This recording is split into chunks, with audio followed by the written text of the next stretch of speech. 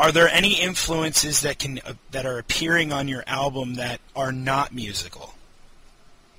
It's an interesting question. Yeah, I'll be honest, that's always the hardest one, and I always stump every band with that question. Yeah, I don't know, really. I'm sure if I really thought about it, I don't know, man. I mean, like, all kinds of art influence me, like films and stuff and things like that. That's what you mean. Yeah.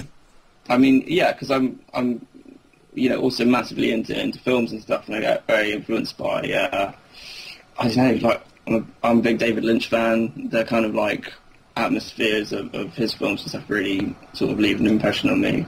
And I'm also really big into sort of animation. My favourite film is probably Spirited Away, the Miyazaki film. Yeah. And I just love I think his creativity really influences me. He's so, like, imaginative. And that has a big impact on me, I'd say, personally. Well, since you mentioned Miyazaki, have you seen, what's that, Princess Mononoke? Yeah, I have, yeah. Now, are you gonna try to capture that kind of, like, atmosphere, or maybe create your own atmosphere in your music to where maybe we can picture ourselves, in something like a Princess Mononoke or Spirited Away or even those David Lynch films? Are you going to try to do that with your music as well?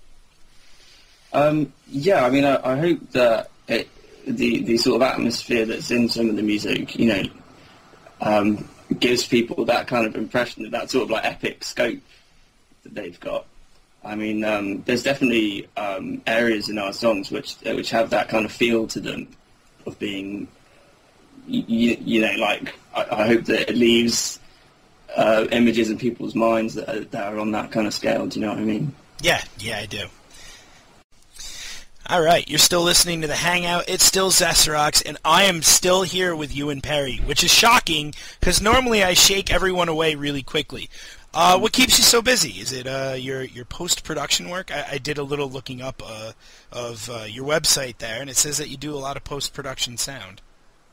Yeah, I mean, I'm generally, like, in my spare time, I'm always working on either musical projects or, doing sort of film projects and stuff, doing the old sound design for whatever short films I can get some work on, basically, yeah.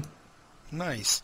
How's that going to influence the recording of your band? Does that make it easier for you guys because you do have the sound experience and you can make it sound the way you want?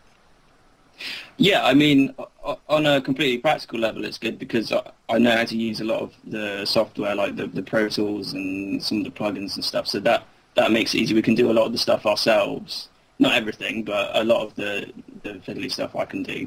I mean, on the musical level as well, like, I'm being a sound designer, I'm really interested in just sounds themselves, not just music, just like a sound effect or thing, and I'll have a collection of them on my computer, and occasionally that's really useful because I might have a really cool idea for, like, a sample that we can use in a song or something like that. It has come in handy in some of the songs we've written.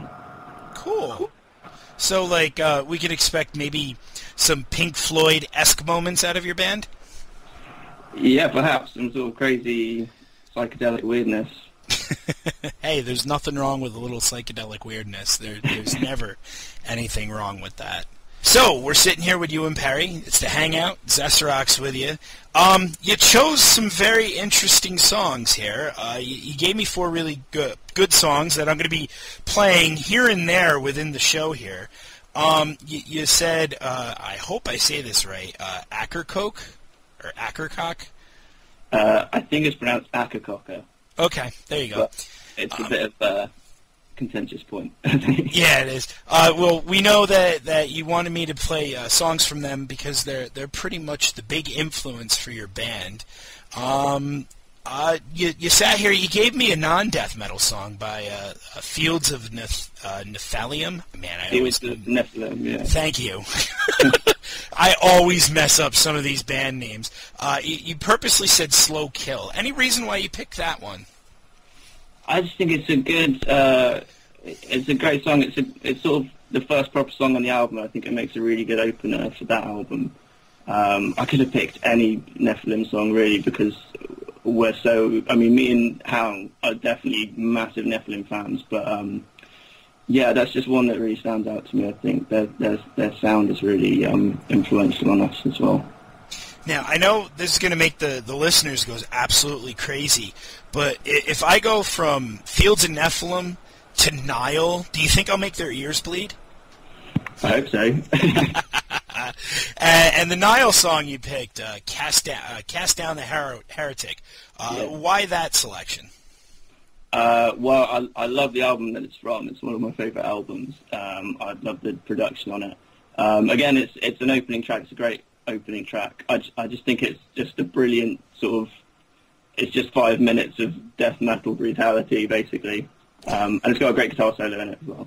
Oh, nice. I always like good guitar solos.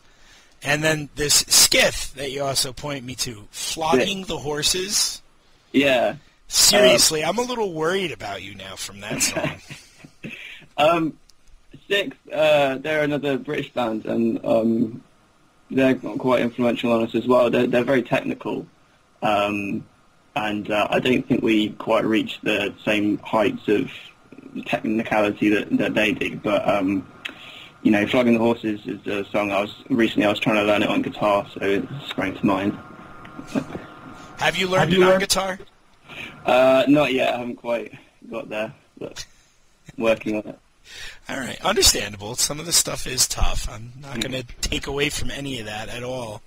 So, is there anything specific that you'd like to tell my listeners? Because, honestly, I'm going to have to wait until that EP comes out before I can ask you any of these other questions. Yeah. Well, the EP is nearly done.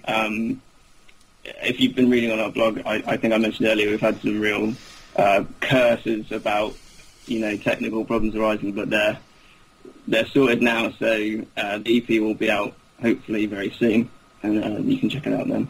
How can they get a hold of your blog? If they go to myspace.com /Talanas, and it's spelled TALANAS, that's our main kind of website at the moment, so everything you need to know is on there, really. Cool. And finally, just one last little thing. Are there any snippets out there of any of the music that you guys have done other than Death Metal Rooster? Yes, there's a couple of videos that we've done. One of them is kind of a studio kind of pre-production report, and that's got some little snippets of our music in there. The other one is a gig report. We did one gig last year, and it's a little report about how that went. So it's got some clips of us playing live, actually, and little clips of the music in there. So it's worth checking out. Oh, cool. I'm going to have to find those and link those to my listeners. Excellent, cool. All right, so thank you very much, Ewan Parry. We hope to hear from you after the EP comes out, because would really like to talk to you about what it was like recording it and things like that. Maybe get the rest of the band to hear what their influences are and things like that, because you can't leave those guys out either, No, I don't intend to. I know. I'm joking, dude, joking.